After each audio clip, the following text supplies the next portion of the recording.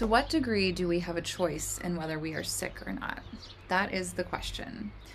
Certainly a big question on my mind recently as I've reflected on my own experiences with illness, with disease, with different injuries, experiences where I've been unwell, and how much my willpower and free will had to do with it, how much choice I had over the rate of repair and recovery versus just having to surrender and recognize that there are certain things that are out of our control. So to what degree do we have a choice in whether or not we stay sick or get sick or have injury or recover from injury? There are three primary categories for this experience. If you're in a situation where you have been exploring ways to become more well, if you've found yourself with conditions that you are unpleased with and you're looking for traction on how to become well, to feel good being alive, I get it. And this has been a journey I've been in and out of personally as well as with clients. And what I've discovered is there are certain things we go through that are not, it's an interesting question about our free will, because on one level, on like a deep soul level, we did choose it, but on the human egoic level, we aren't choosing it. It's something that goes beyond our ability to choose anymore.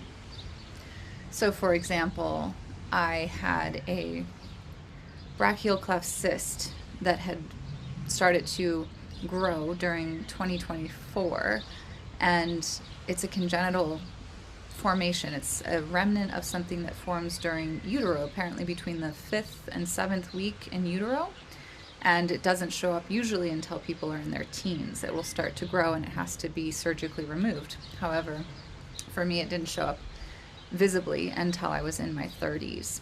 And when this did visibly start to show, I had what looked like a swollen lymph node. However, it was this brachial cleft cyst, come to find out. It took 3 months for that diagnosis to be known.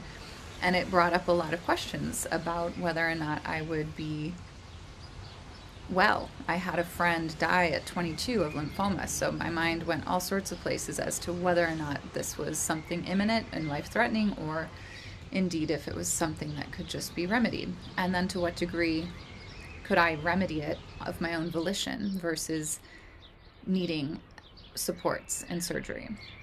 Well, even when I did find out it was a brachial cleft cyst, I persisted with various homeopathic remedies, exploring different avenues for supporting the body, expelling accrued material.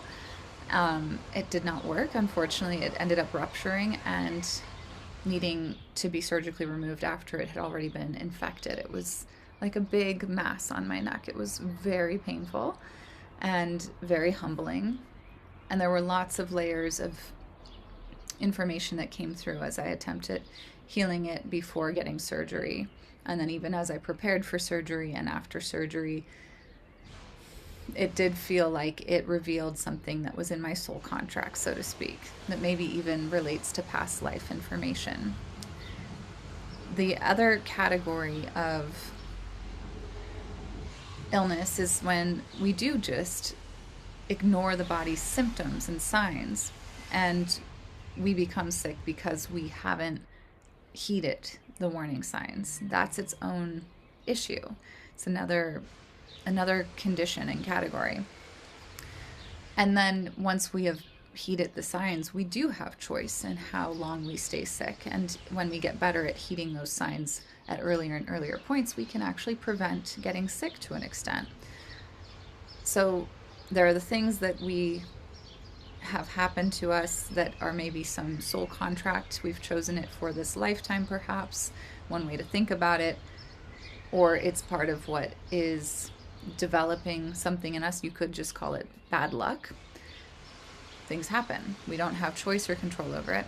And then there are experiences of illness where we do have choice and control, and we get better and better at learning how to choose wisely, how we're listening to the warning signs of our body, And then thirdly, the last condition that can really be a theme for people is where they start to understand that it's a warning sign or something that is requiring adjustments. But until we've made the necessary adjustments, the ailment will persist or recur.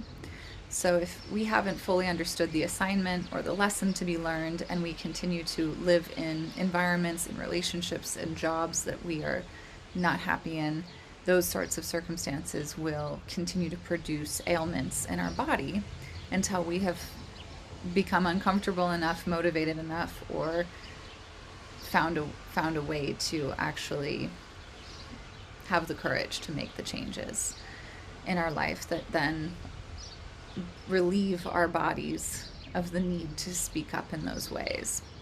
So the things that are either unlucky or a soul contract kind of conditions that we go through, the experience of not heeding or beginning to learn how to heed early warning signs to avoid ailment, that is choice. And then the experiences of choice, however, needing more time to really discern the circumstances that need adjustment for us to exert that sense of power over the experience of illness or disease or unwellness.